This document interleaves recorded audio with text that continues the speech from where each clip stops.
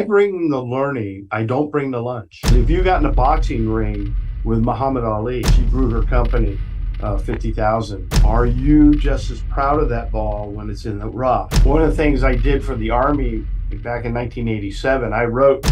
On today's episode of The Engaging Marketeer, I am speaking to an extraordinary man, Marshall Townsend II, who teaches business leadership and coaching for teams and companies as a result of originally teaching tank warfare tactics to the US military.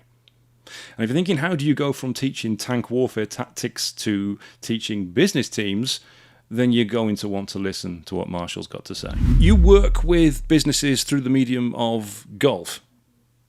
Well, that's one of the things I do is, so I have a program which I'm in the final stages of putting together called Leadership and Learning from the Game of Golf. Yeah.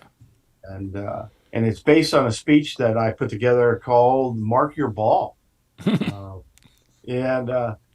couple of years ago, the First Tee, are you familiar with the First Tee program? It's a junior golf program. Right.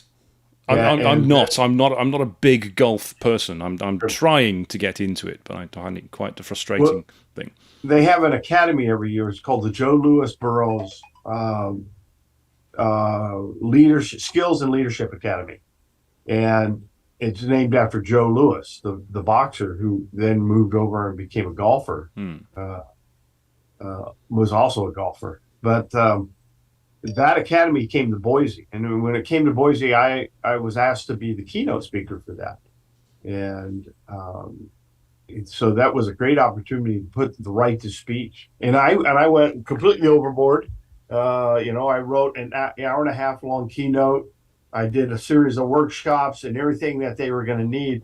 And unfortunately, 2 days before the event, they had a venue change going on with different leaders had moved in. And I was told I would get 20 minutes to give my speech. So at the last moment, I had to do cut, which was actually a very good thing because I took that all that speech and brought the key points out into that short time.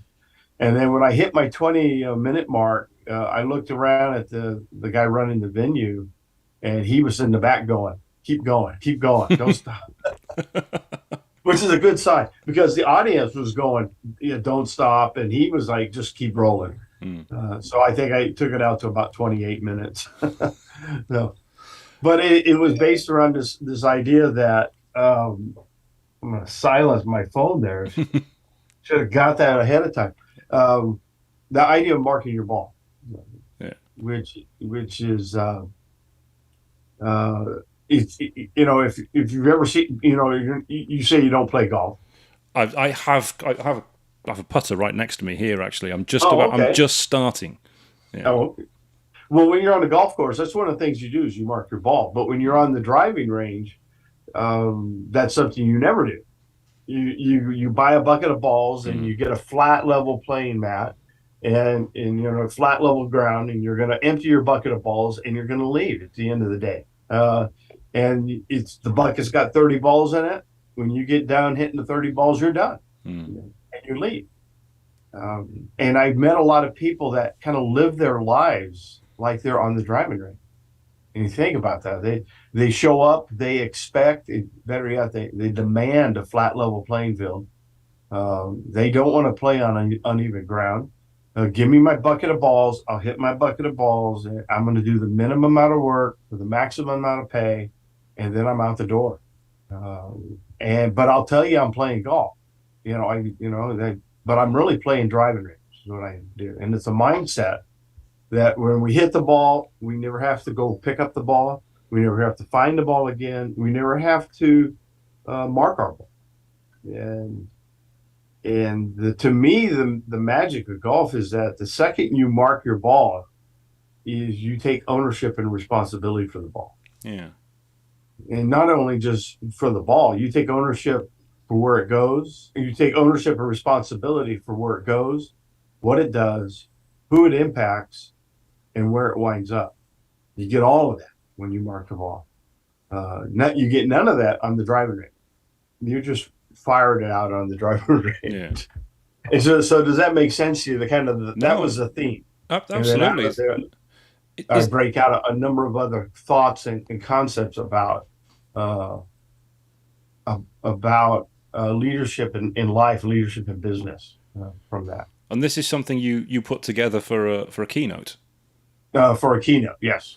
So was it And something that you were working with clients beforehand, or something you'd always been aware of? Was it just for that keynote you thought, because it's a golf audience, I want to relate actually, it? it was just for that keynote. I just sat down and I started into it, and as soon as I like opened the door, it's like all these ideas started flooding in. Hmm. Uh, and the truth is I have broke that out into 10 different learning sessions or learning uh, scenarios, and then I realized every one of those was a chapter of a book. So I'm in the process of putting this also into a book. Hmm. Uh, or it may just be an ebook to start out with, but it's going to be in a book. So Oh, um, fantastic! So you say yeah. the course isn't live yet. That launches It's shortly. not live yet. And but the keynote, the first part of that keynote speech, I'm getting ready to go live. Uh, start. I've been making contacts on LinkedIn, reaching out and asking people if they're interested. I'm getting a lot of feedback; they want to hear it. So I'm going to go live and do a live event and start advertising that. In fact, I'm going to start doing that this week. This Hmm. weekend is putting the mechanics behind that to launch that webinar. We'll call it a For a webinar. webinar. Mhm. And I take it off the webinar. Then you're going to be taking applications for people to join you on the course. Absolutely. Yeah. Yeah. Walk through it. Is that a pre? Is it going to be a pre-recorded course? No, I think well initially it's going to be live, and then I prefer to do it live. I know that I can do some pre-recorded stuff, but this one is very interactive. You've got to be in there. You got to be with the worksheets as I put them together, Hmm. and so I prefer to do them live on this one.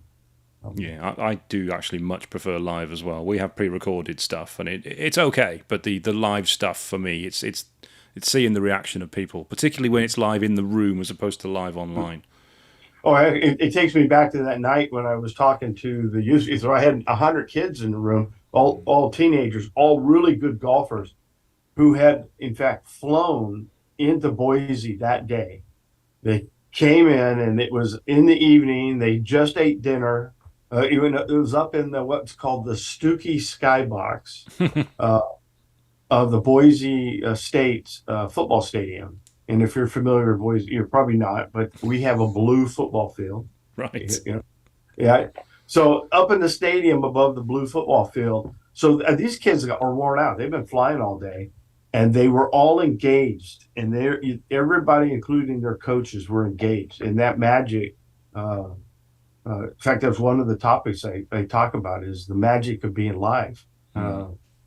Uh, uh, it goes back to the difference between driving range and the golf course. Is when you're on the driving range, you know you're never going to play that ball. So there's a difference. I do talk about practice, Hmm. using driving range for practice, but there's a lot of people that play driving range only, and they're never live. It's always a practice shot. They never have to really play that ball, which is a big difference. That once you get out on the course, you're live, and it changes everything when you're Hmm. live. Yeah, you can't really recreate that pressure Mm-mm. on the driving range, can you? It's a similar thing in our sport, in football, what you would call soccer. We've got this thing of a penalty shootout, which I think you have in ice hockey as well. Okay. Yep. If it's level, they have a penalty shootout, and you can practice taking penalties, but you can never practice that pressure of walking from the halfway line all the way up to the goal, putting the ball on the spot, and taking the penalty when it actually matters. It's just something you cannot practice that pressure. Yeah, imagine doing that and there's no fans. And okay, you can do it. You can mentally try to do that, but there are no fans in the stadium. There's no other team. The pressure's not on you Hmm. because you're not live. And yes, you can do this. And that's where I talk about when in the practice model is learning how to think about recreating those events on the driving range, but you're still not live. Hmm. So this course that you've put together then is this predominantly, I presume, is aimed at golfers. Well, I oddly enough, is I actually took this speech and then presented it to 400 leaders at an Air Force, an active duty Air Force base out in Wyoming. They flew me out there. I was the keynote for that, and I got my 90 minutes. Um, Eventually.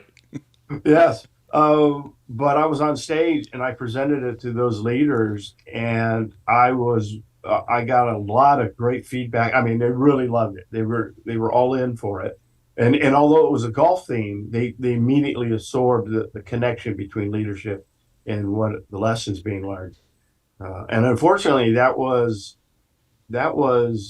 at the end of February 2 years ago.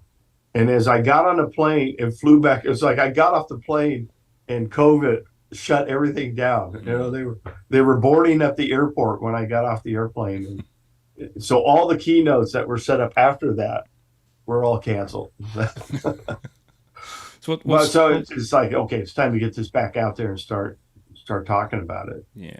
So how did your business react to that? Because your business pretty much is speaking to people, isn't it? Yes, it is. So how did it affect? How did COVID actually affect that? And what did you Oh, do? it shut down all my live events. I immediately pivoted over to because I was already using Zoom. Oddly, I was one of the people that had been using Zoom, so I ended up teaching a lot of classes online on how to use Zoom. Uh, but the numbers of people in the room type things went obviously way down. The ability to fill I've come a long way since then in terms of marketing myself, like on LinkedIn and other platforms.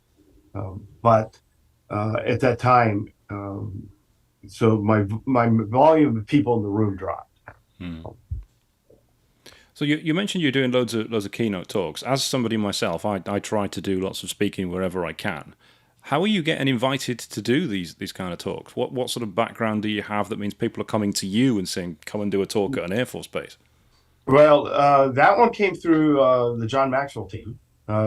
We had met at a John Maxwell event in early February Hmm. that same year. So he was in the Air Force, the one, and he was in charge of this type of thing, venues for that Air Force base, was bringing in keynotes, speakers. So it was a perfect matchup. And so he booked me right away, and then I flew out at the end of the month.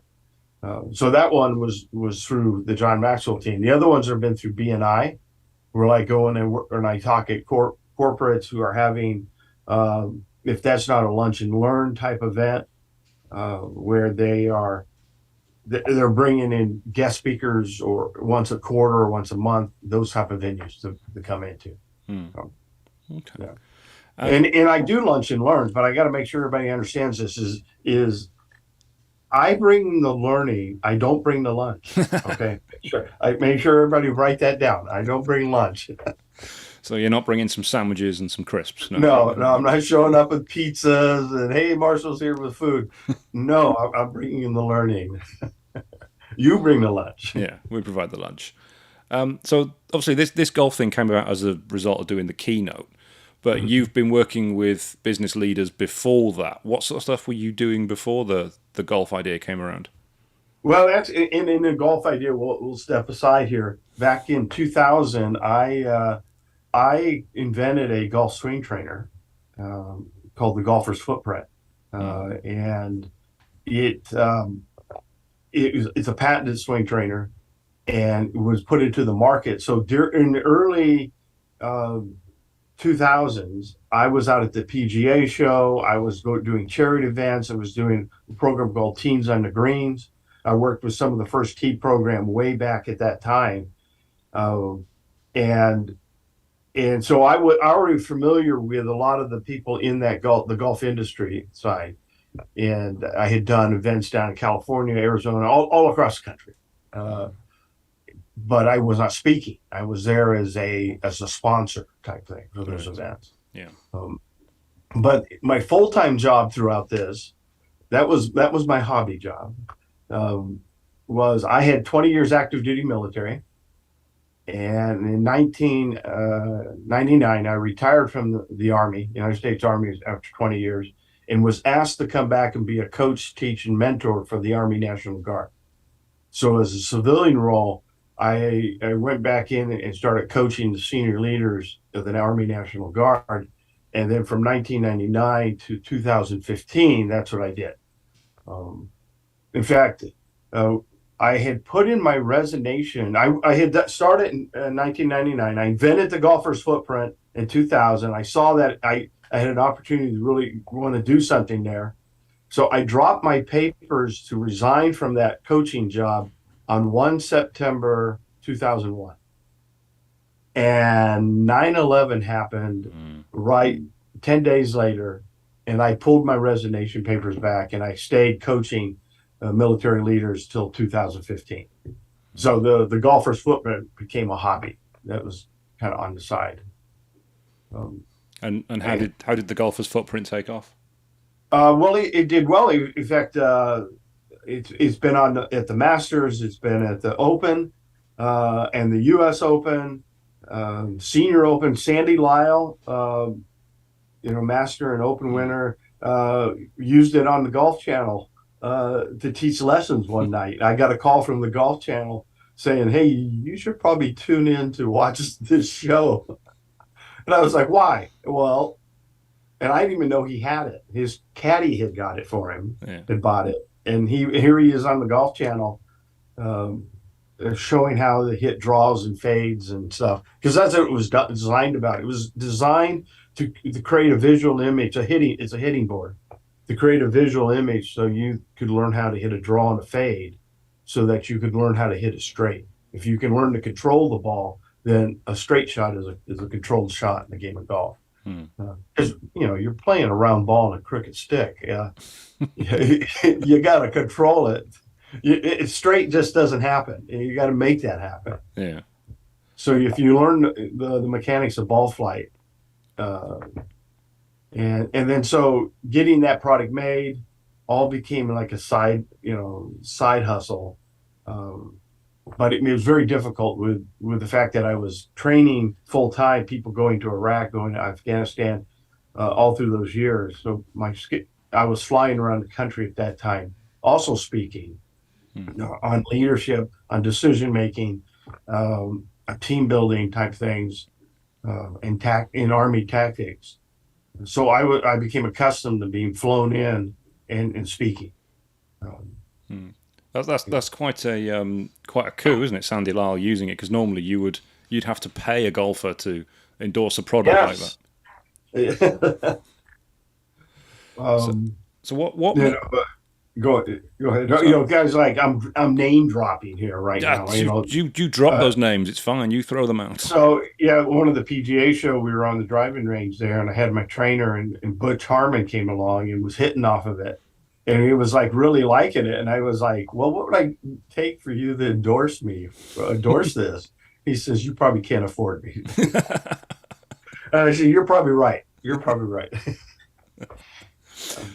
So what made you want to do public speaking and training? What made you want to actually to help people?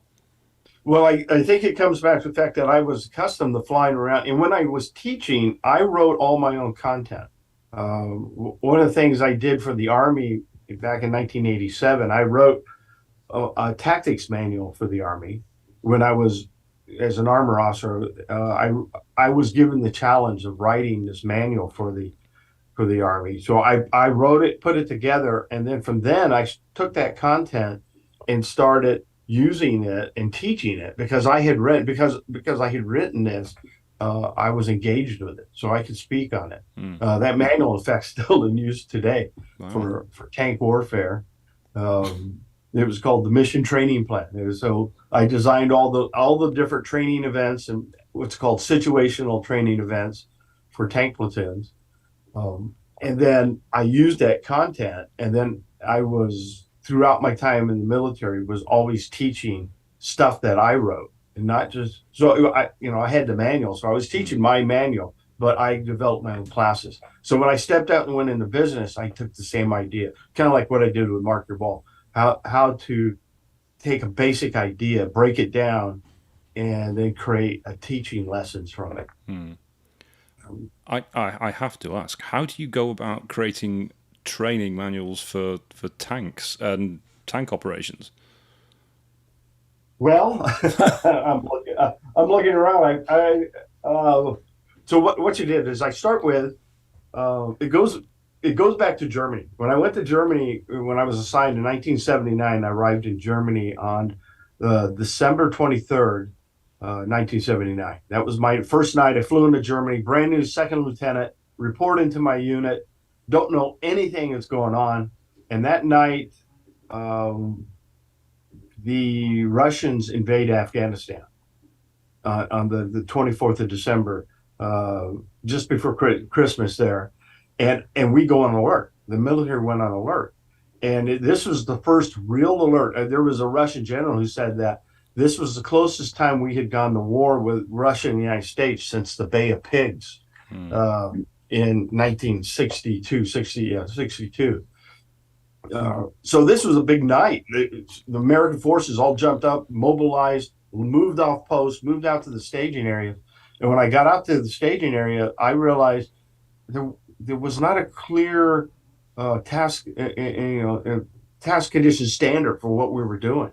And it's because we had never done it before. We had never taken the tanks and all moved off to off to the staging areas in preparation for war for a long time. And I started kind of taking notes at that time of what we didn't know, what we didn't know what we need to do. And then I developed it, even as a second lieutenant. I dug into the manuals we had then and started writing down tasks, how to do a road march, how to do an assembly area, how to do actions on contact, how to do, an attack, a defense, those types of things. So I had put together as a lieutenant, kind of like it was run on a mimeograph machine. Remember a mimeograph machine? Hmm. Where you crank it out. So I made copies of that and handed it out to everybody. And that was put my mind into a process of thinking, how do I take a task and break it down into, the subtasks that need to be done. And then when I was at the armor school at Fort Knox, Kentucky in the mid 80s is when I got asked to put this manual together, put that together. So again, it was sitting down and getting an opportunity to talk to some leaders and some strange sources of information. Is I got to have dinner with an Egyptian major who had lost his entire company in the 73 war to the Israelis in the Sinai there. And then I got to talk to a Jordanian officer who had been shot out of his own tank up near the Golan Heights side. So I brought these people together and said, "Tell me what was going on. Walk me through what happened, et cetera." And then started taking lessons learned from those things and incorporating it into the doctrine. So then I wrote that book. So Wow. and then from there, so that just became a lifelong journey. Is that I would take things and break it down. It's like, Yeah. so example, the driving range. The other thing about the game of golf is, okay, why do you mark your ball? Why do you mark your ball? And so when you're playing in a foursome and you all four hit into the fairway, and you've marked your ball, you could tell which one's the best ball. Which one, so you don't end up playing each other's ball. Make sense? Yeah. And then I know that my ball is going to be the best ball. My ball is going to be 10 yards further than anybody else's. So I don't want anybody to accidentally play my ball. So in fact, when I get up there, I'm really excited. When I see my ball is the best ball in a group of four, I'm getting real excited about that. And I want to be seen playing that ball. I want everybody to see that that's my ball. And that's why I mark it. But then when I was talking about this with the kids, I asked them, it's very exciting when the ball is on the fairway and it's your ball and it's marked and it looks great and you're looking great. But what if that ball's in the hazard? What if that ball's in the rough? What if that ball went in the water and it's got your mark on it? Are you just as proud of that ball when it's in the rough, when it's in the fairway? See, it's easy to be proud of a ball when it's in the fairway. It's very hard to be proud of that ball or that shot when it's in the rough. Mm. In fact, many people want to hide. They don't want to be seen. And they start asking themselves, well, maybe I shouldn't mark my ball until after I get a good shot. You know, Mm. I'll only claim my ball if it's a good shot. And that's not how it is. That's not how life is. You don't get to mark the ball after you hit it. You hit it, you mark it before, and then you play it where it lies. Um, and that mentality of being stuck in the rough, uh, and going, that's that old Three Stooges bit where the ball they can't find their ball, but they got one in their pocket that they drop in Yeah. the fairway, uh, down their pant leg, wherever the skit was. It comes out their pant leg, and oh, there it is, right there in the fairway. It doesn't work. So you got to be willing. Once you mark the ball, be willing to take the good and the bad with it. So, I seem to remember Sean Connery doing that in Goldfinger as well oh, probably so. I think when he was so. playing golf with Goldfinger. Yeah. But he deliberately did it with a different ball so that he could give Yes. Goldfinger his ball, so that when Bond lost, he could show Goldfinger, actually, you played the wrong ball, therefore That's, you forfeited the match. that's right. That's right. I remember Yeah, now. because Goldfinger did mark his ball, but Bond switched it. He didn't check it. So when you were back in the army and you were training, and it was in September, and you had obviously handed in your notice and then retracted it, what were you teaching soldiers on back then? That was so. I was. I'm trying not to go way down the rabbit hole on this, but one of the things I got to do is I got to go to the National Training Center when I was in active duty. I was out at the National Training Center, and I was one of the trainers. It's out in Barstow, California. It's out in the Mojave Deserts. It's probably the most harsh training environment in the world, but it's probably one of the best. It's clearly the best training there. So being brought in as one of the trainers there was a real feather in my cap, to be able to do that. Uh, but I was there on stage speaking, and I was talking about leadership, and I was talking about how you structure training. And the adjutant general from the state of Idaho, who's a two-star general, was sitting in the back of the room, heard me speaking on this how you develop training, how you set the conditions for learning in the training. And he came right up on stage and asked me to if I would consider being reassigned to Idaho to start training the National Guard. And and I told him I'd be honored to do that. And the next morning, I had orders going to Idaho. Overnight, he made a phone call, and I got reassigned up to Idaho. So I came to Idaho and I started teaching leadership, also how to break down your training and how to structure your training. And I taught tactics, small unit tactics for tank warfare. And at the end I was here for 3 years. Uh, and at the end of that time, I was getting ready to ship to Korea. And he came back around and said, would I consider retiring and staying? They don't want me to go. And he would create this job for me where I would stay and become, as a civilian, a coach, teach, mentor for them. So they basically created the job around me. And I retired from the military. It was 1999. Nothing was going to happen. And I started this job. And then, like you say, then on the side, I invented the golfer's footprint. We had that little thing just before 9/11.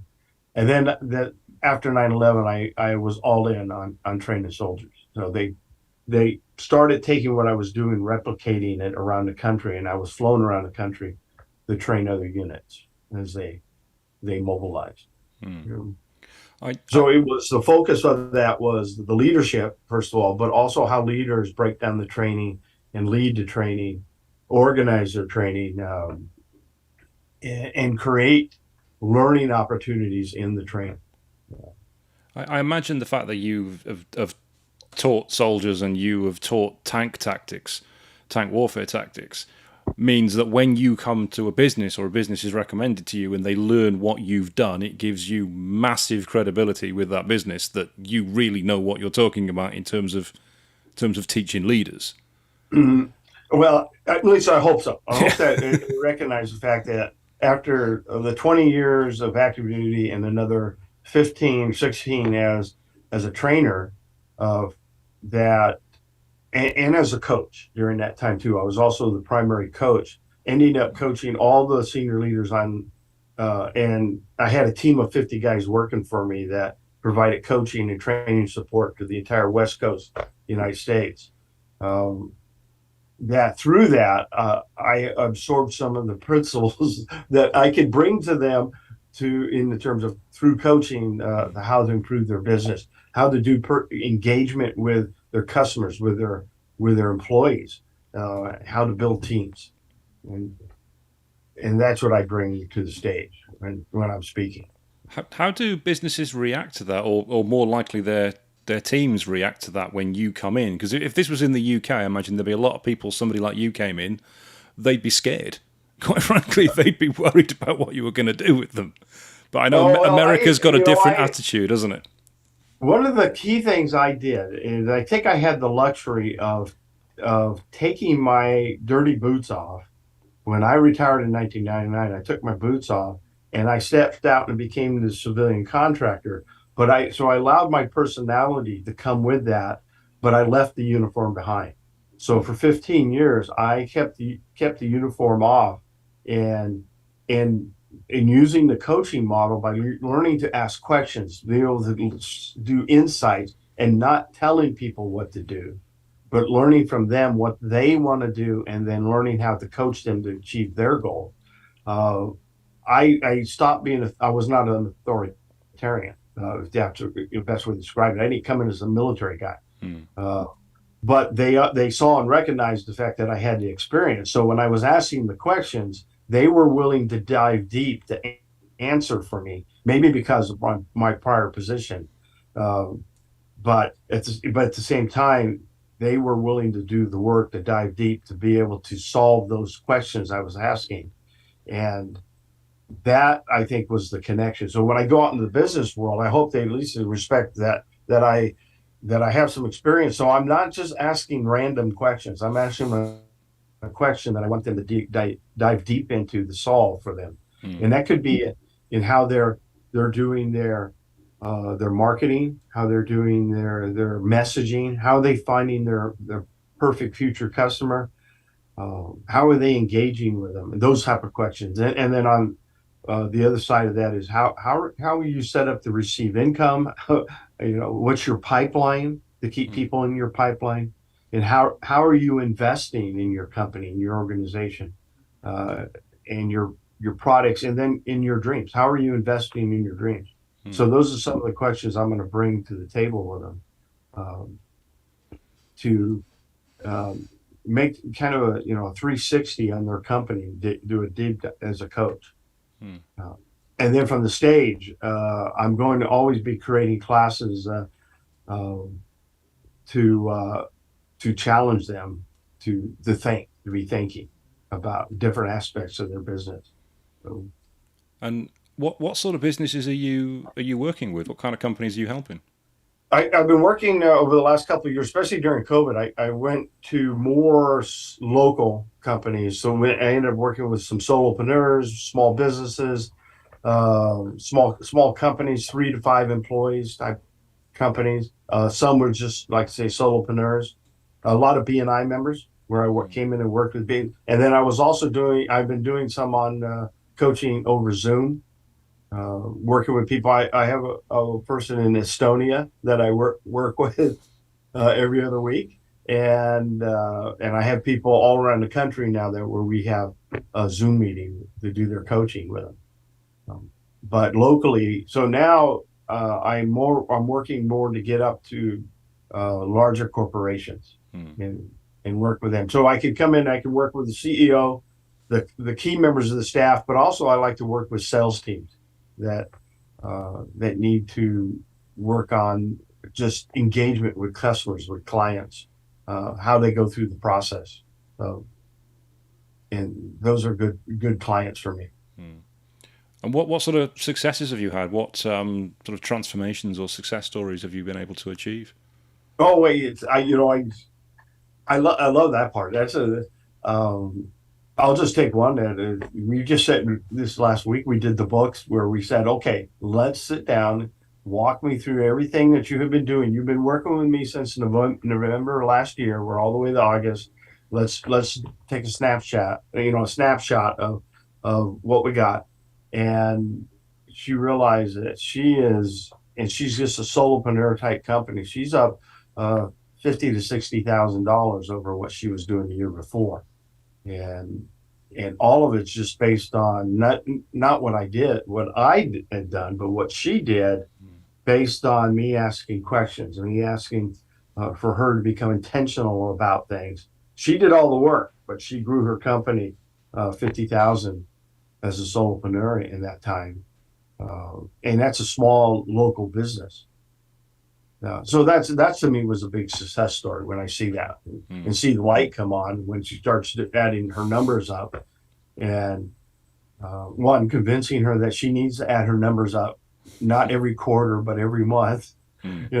Not every once in a while. You need to be doing this and paying attention to it, because this is how you test to see what's right and wrong, what's working, what's not working. But anyway, the end result, that was a good one. That was a good feeling this week, and a win. And then I've worked with other companies, very similar effect, that the number of customers they're seeing has totally increased.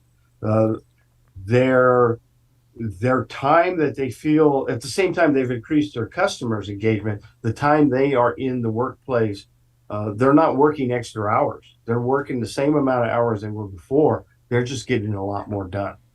That's really good. So the productivity is improved. Mm-hmm. It's interesting what you said about not adding the numbers up. We see that a lot because we help companies with marketing, and they're not measuring. They're not measuring where their business is coming from, how they're converting it. It's the same in B&I as well. It's important to measure what people have been to training, what people have had one-to-ones, what referrals they're passing. That's why B&I has the whole traffic light B&I systems. box. What is the chapter doing? My chapter's almost up to $1 million this year. Although the year is going to end at the end of September. We're not going to make. I think we're at 880,000 right now in our chapter. So we're going to fall short of our $1 million mark. But we've been paying attention to that. That's what B&I does for us, is we keep track of that engagement, and a lot. And I'm always surprised at that. But I've also seen that in myself, is sit around and go, oh, what did I do last month? And we get overwhelmed and we forget. But that's, like you just said it, in marketing, you've got to know you've got to know what is bringing in success, and what isn't, is the most important thing as well. So you can stop wasting money on it. Yeah, so marketing is testing. In reality, you just got to constantly test. And if that's simple things, is you put up a landing page. You got 2 landing pages up. One's got a yellow button that says sign up here, and one's got a red button that says sign up here. And you send people to different sources come to the page, and you can sit back and go, why did the yellow button get 60% more people clicked on it? And the red buttons, scared people off, but the yellow button was warming and people clicked it. So those are things that you got to understand about marketing, is that you just don't put it out there and leave it. You got to test it all constantly. Yeah. And this, I've learned it from people like you who've taught me these things. So. I'm continually speaking to potential clients. I spoke to one this week who, funnily enough, they're in golf. It's like, how many people are coming to your website? How many people are booking through the website? We don't know. We don't look. We have no idea. We haven't got tracking on the website. That's going to be difficult then. Because they just don't do it. Loads of people just don't do it. And it is a mystery to me why they don't do it. I mean, you have to measure everything so that you know what works and what doesn't work. Because you can't improve it if you're not actually tracking it. So speaking of measuring and tracking, how is B&I working for you in your business? It's been, I've been in B&I 6 years now, and it was one of these things, is I came out from the military. When I stepped out there, those 20 years, 15 years, and I stepped over and I started my coaching business because I wanted to bring value to the local businesses. Because it was time to do that transition. I knew nothing about local business. I had no contacts in the local area of Boise, the Treasure Valley here. I really didn't know anybody. All I knew was military people. So I came out. That's when I joined the John Maxwell team. Went back that year, and it was in August. I went back to my first event, and the keynote speaker at the John Maxwell event was this guy named Dr. Ivan Meisner. Mm. And he's on stage talking about BNI, and I'm like, uh, that really sounds interesting. I like that. I'll tell you what, I get a chance to talk to him. I'm going to ask him about that. So here's an important thing. When you meet big people, successful people, have good questions, right? Now, have good questions from them. A good question, not a good question for Dr. Ivan Meisner is, how do I find out about BNI? Yeah. Okay, that was my question. I'm sorry. That was the only thing I had. And he looks at me and goes, look it up on the website. How do I find a chapter? Go to your local platform. So I came back, I looked, and there was like 15 chapters in my immediate area. And it was, now I understand. So I went, started going to BNI chapters, got in, accepted into the one. And then that became just 80% of my business comes out of BNI. Wow. So I went from ground zero of having no context, nobody to reach out to, no idea where I was going to find a customer, to suddenly sitting in rooms with 20, 30 people who were all perfect future customers for me. And I could go around to each one of those chapters and visit and meet those people. So immediately it took me from ground zero, boom, right up, launched myself. Are you technically a business coach in the chapter, or have you got a different category? Yes. Yeah. Oh, that's my focus. That's your focus. Coach. Excellent. So, I coach, I teach, I speak. Yeah. I do mastermind workshops. I do facilitate leadership game, some other things. But I coach, I teach, I speak. Is what I announce myself as. You see, I'd really like to get a business coach into our group, because as digital marketing, a business coach, I think, would be a really good synergy. Oh yeah. So who's giving you, what sort of categories are giving you the best referrals in your group, or in other groups perhaps? Oh, in fact, we have a marketing person in our group, and then a CPA in my group is a very good. What's the CPA? CPA is a certified public accountant. Ah, right. Yeah. Does bookkeeping, does your taxes. He's the guy that sees companies that are in trouble. Who don't have a direction, because he's not just a tax guy. He's actually an accountant who provides services to it. So throughout the year, he constantly can send me people that kind of like, here's a referral, go talk to this person, if that makes sense. Absolutely, yeah. So we work that power team concept. Yeah. Got the marketing person. And then I refer to the marketer, and I refer to the CPA, because that's one of the things I'm going to ask somebody who I sit with is, who is your accountant? Who's your banker? Do you have a teller, or do you have a banker? There's two different things between the same with a CPA. Do you have someone who does your taxes, or do you have somebody that helps you do your bookkeeping and keep you on track throughout the year? There's two different entities. Yeah. No, and the same with marketing. Do you have somebody who builds web pages, or do you have somebody who's a marketer? There's two different things. The marketer is a complete different skill set than I build web pages. Yeah. I'm my 15-year-old kid builds web pages for people. So yeah, that's great, but they don't know marketing. Yeah, I usually ask people, how much business are you getting through your website, and the answer is usually nothing. I don't know. Nothing. No. And then I was going to say, and then the guy that's built your website for you, what does he do for you on a monthly basis? Usually, again, it's nothing. And even when they want something amended on the website, they can't get hold of him or her because they're not interested in doing anything. And that, to me, is just somebody's built a website. That's it. They've washed their hands of it. They've gone. They've left you on your own. You're not getting any business through it. Obviously, you're not. It's not being marketed. And like you said, with accountants as well, I speak to a lot of businesses that are new within their first couple of years, maybe, and they've no idea because they don't want to pay for an accountant. They see it as an expense. They see it as money they're going to pay out. They've no idea what they can actually claim for. So I knew there was one person, I won't name them, who didn't know they could claim for their personal phone, their mobile phone, their cell phone in the US, and they didn't know that they could claim for mileage when they're driving around to have meetings with clients. Not a clue. So they're paying tax on all of this that they really should be claiming back because they didn't want to pay a little bit of money for an accountant, which would have saved them so much in the long run. It's a false economy. It's simple things. Is like, well, how did you structure your business when you started up? Well, I read a book and I made an LLC, or I just did this. I had no idea what I was doing. So you created a company, but you had no idea what the tax implications of that and what you could take advantage of, et cetera. So those are some of the things that we talk. And then it goes back to marketing. I don't do the marketing. I ask the questions. And you just said the biggest one is how many people came to your website? How are you engaging those? What is the process to engage with them and follow up with them?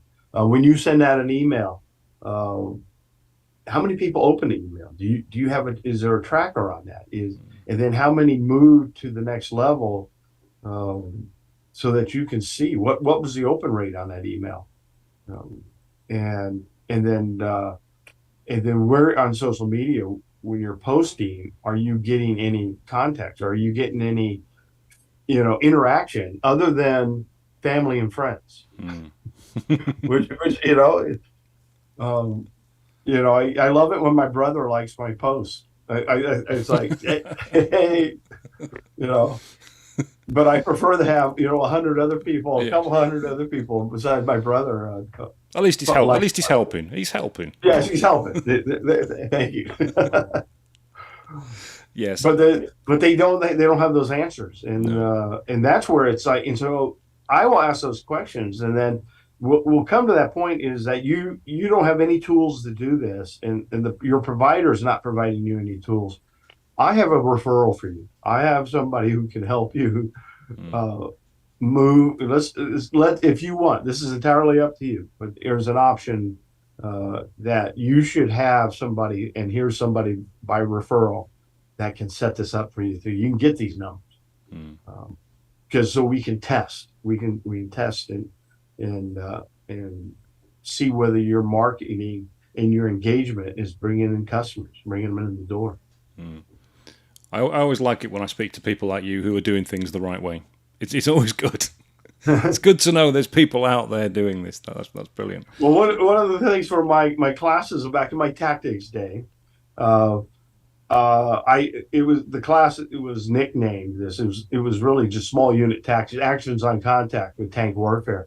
The question was, how big is a BMP? A BMP is a Russian troop transport. Right.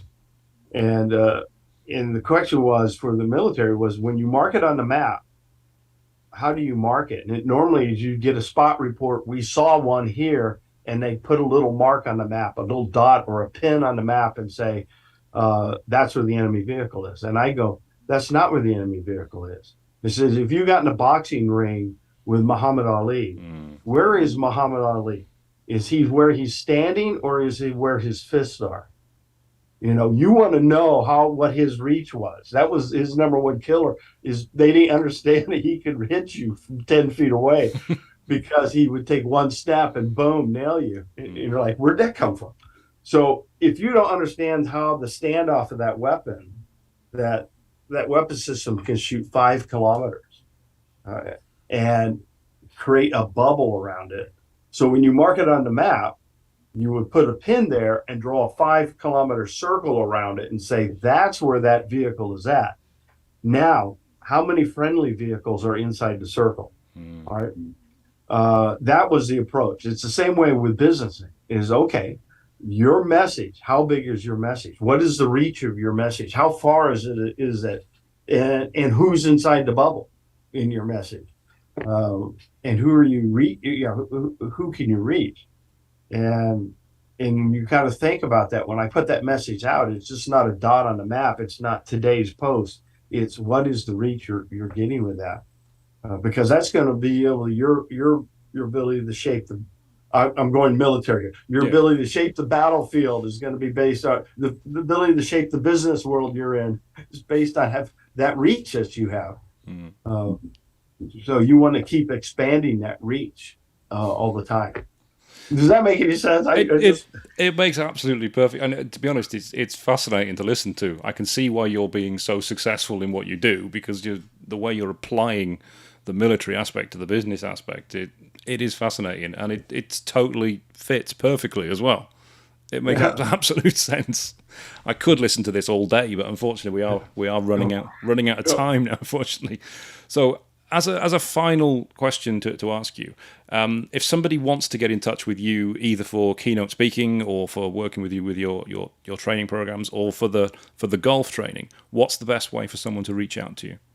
well, I'm on all the platforms. My company's name is MT2 Leadership, and it's because Mom Marshall Townsend II Leadership. So MT2 Leadership.